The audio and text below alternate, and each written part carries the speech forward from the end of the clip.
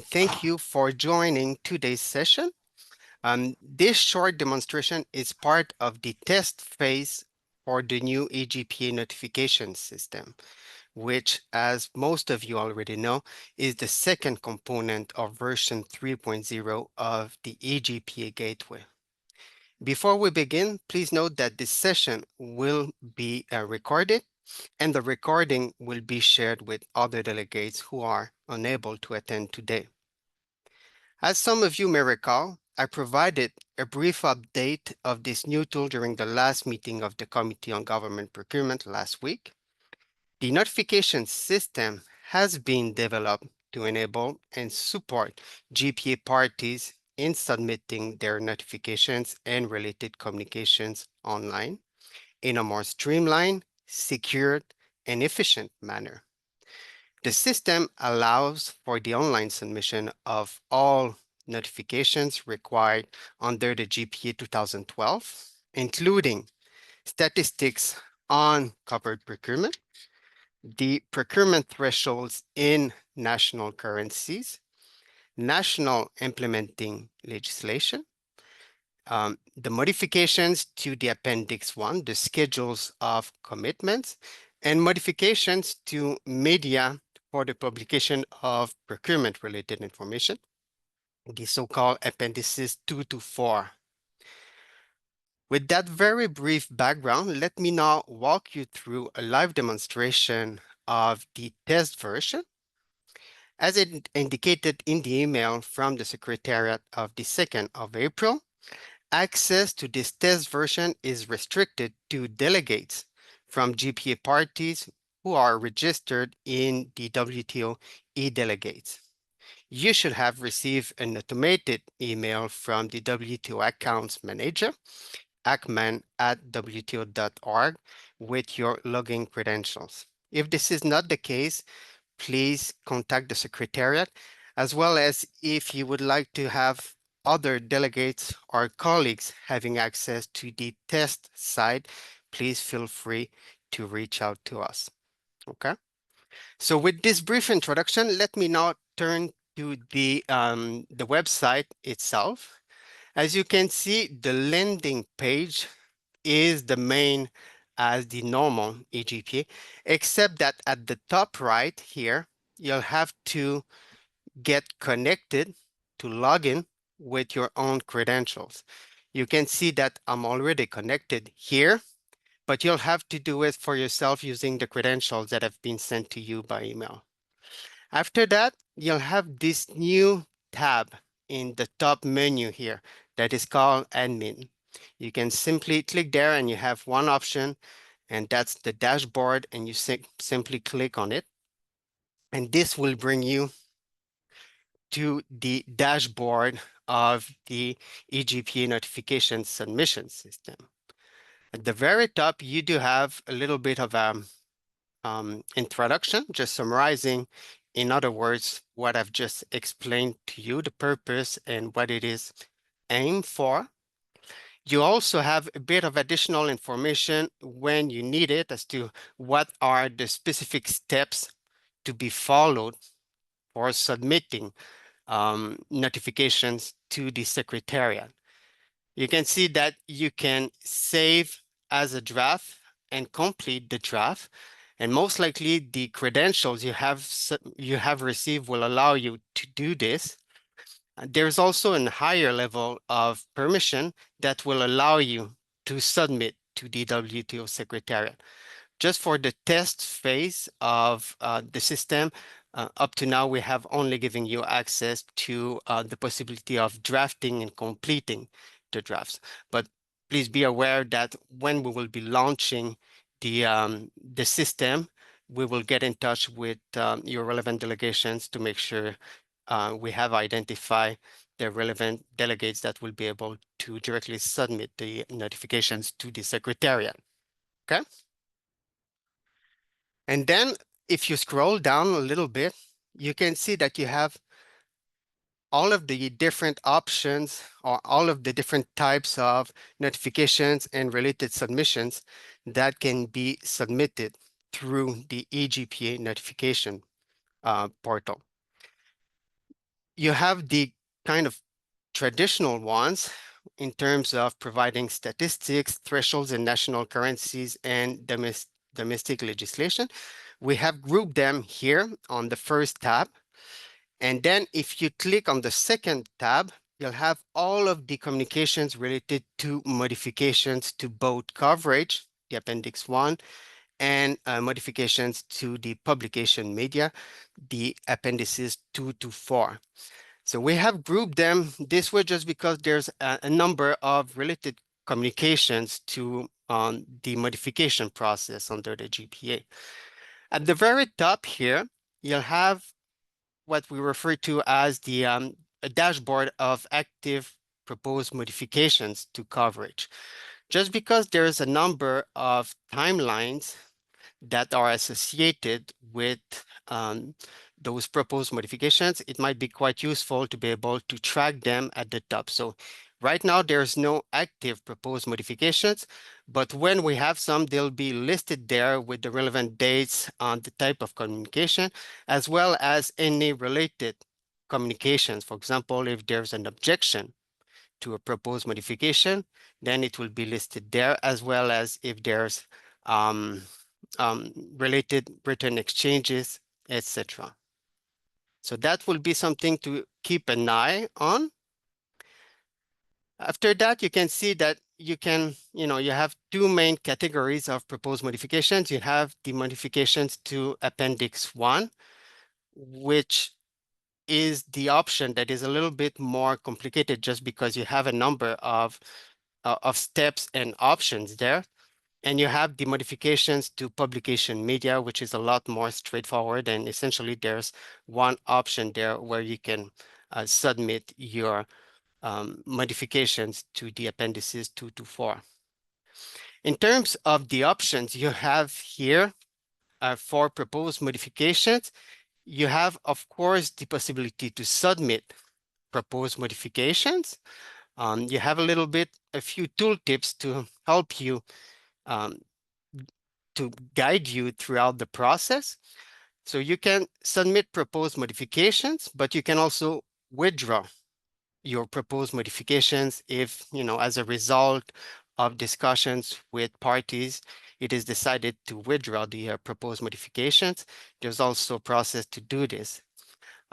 As most of you know as well, it is possible to object to proposed modifications being made by one party, and it will be possible to do it here, to object to existing proposed modifications as well eventually if as a result of discussions you want to withdraw your objections, you'll be able to do it as well. You'll be able to engage in written exchanges on the proposed modifications using the system. And if there's a need for that, there will be the possibility to invoke arbitration procedures in the system itself, and also to withdraw the referral to arbitration. If, after having submitted proposed modifications, there's, objections, but no invocation of arbitration procedures, there is always a possibility to, by the modifying party, to notify its intention to implement its proposed modifications. So there is this option there. And, if a party decides to go ahead and implement its proposed modifications, even though there's some pending objections, it is possible for the objecting party to also withdraw substantially equivalent coverage. And all of those options have been foreseen in the system. This is not options that are, very regularly used, but it's quite important to be able to use them and to trigger them in the system. Bearing in mind that this system, the possibility of submitting the online modifications in the system is also the key to maintain the coverage in the eGPA up to date on a permanent basis. So when modifications become effective, they will be automatically reflected in the front end of the eGPA gateway. Okay. So with that general introduction and kind of broad overview, let me just give you one or two quick examples of how it works and what can be submitted. If we take the example of the thresholds, for example,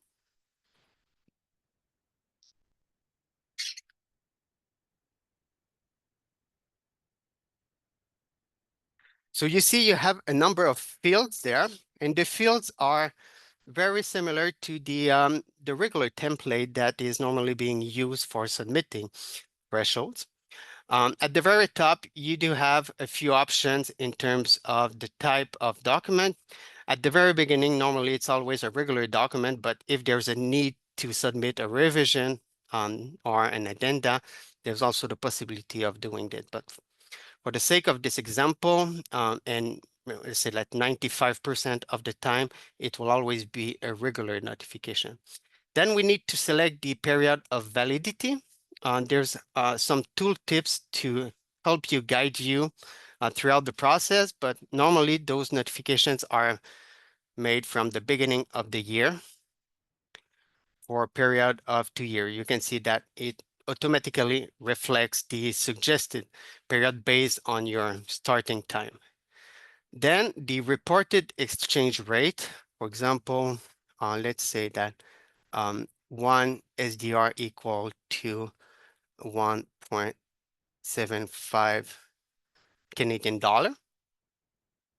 You can see that it's already reflected in your method of calculation. You still need to add a little bit of information saying, what is the period that has been used to calculate that exchange rate. Let's just say first.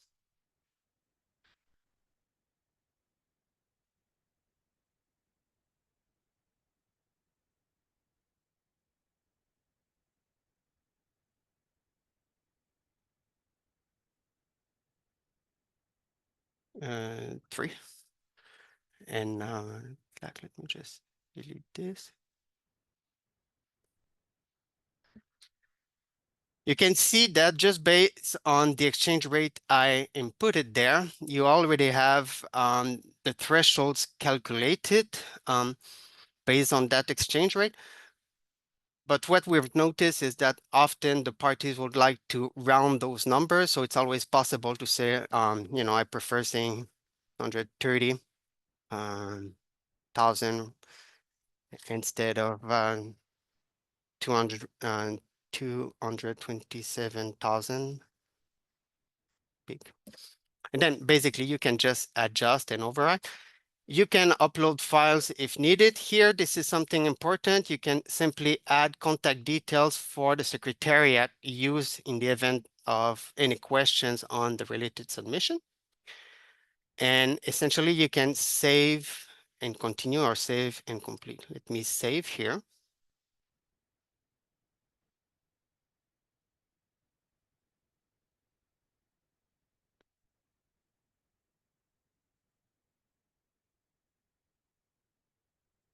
Just want to show you again that if you generate the document, you'll see that the result is quite impressive. It's very close to the document that is normally being circulated with all of the relevant information being included. And when you're ready, essentially you can click on complete, and then it will find its way in your dashboard, and the person that has the relevant credential to be able to submit it to the secretariat will be able to simply click on the submit button, and it will be transmitted to us in the secretariat. And as I mentioned, it is also connected to the CRN, for example, where um, the notification will be duly registered. I can give you one or two additional examples before we simply open the floor for questions. Domestic legislation, the system is, the template is very similar here. You have a number of tooltips to help you navigate the systems, a few fields that are very similar to the fields that are normally used for the specific type of notifications. And when ready, we need to save and continue or save and complete the notification. If I can show you an example here, a notification that I have already completed here, um, based on test data. This is not real data, but if I generate the document again,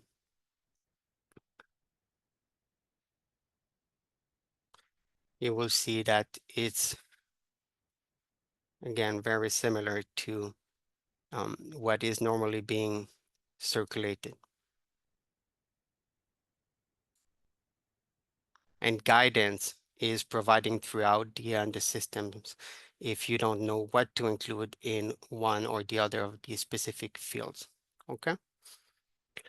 Maybe just to give you one example of the modifications, let me just take one example here.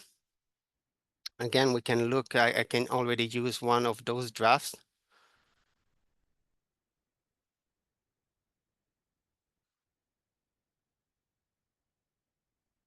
And you have all of the relevant fields. You have the titles, the annexes being affected. When you have questions, you can browse over the tooltips, etc. And you have the relevant attachments.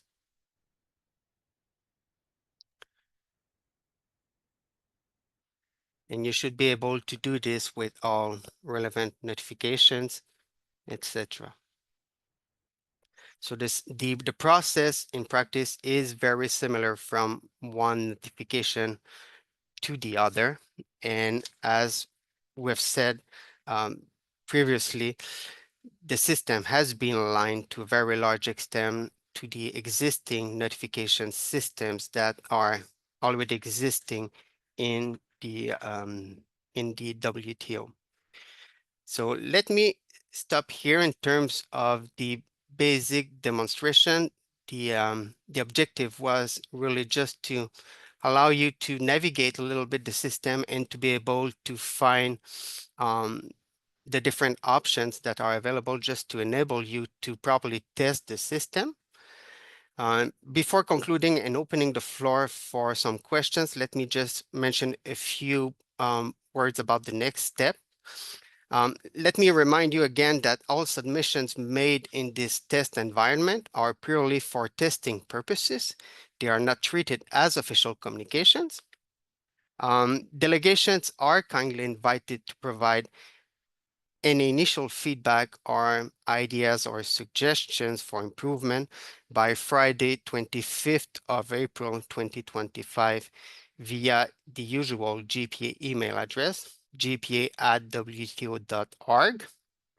And based on the feedback received, the Secretariat aims to release the live version of the notification system before the committee's June 2025 meetings, at which point it will become the primary channel for submitting GPA notifications and related communications.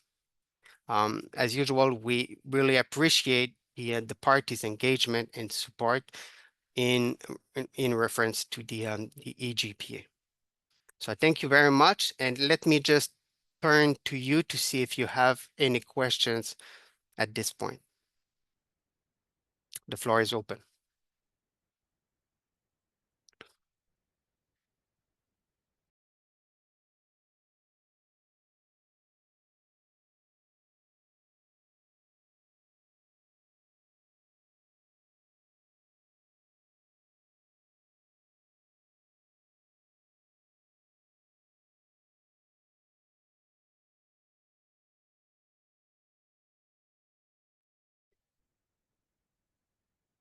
Very good. Oh, is there a way to, I have received one question online from Laurence Camille. Thank you so much. Let me read it. Um, Merci, Philippe. Is there a way to manually modify the generated document? Um, yes, but in a way, there is no need to modify the generated document. I think the generated document gives you a very clear idea of how the um, notification will look like. But in practice, we will receive the information through the different fields and we'll look at them, at the information and regenerate it. We will generate the document from our side, and that will form the basis of the modification of the notification. But if you feel that on your side there is a need to modify something or add a comments, certainly we will invite you to generate the document, add any comments or make any modifications and add it as an attachment to your notification with a comment that we should pay attention to that. And certainly we'll do this and we'll also get in touch with you. But at the time of submitting the document, the generated document is simply to give you a clear illustration or example of how the document will look like once finalized. So if there's no more question, I would simply like to thank you again for taking the time to join this demonstration on such a short notice. Feel free to play with the system to test it. And if you have any issues or if you have any comments, please don't hesitate to get in touch with us as soon as you can. So thank you so much and wish you a good end of the day and a good weekend. Bye for now.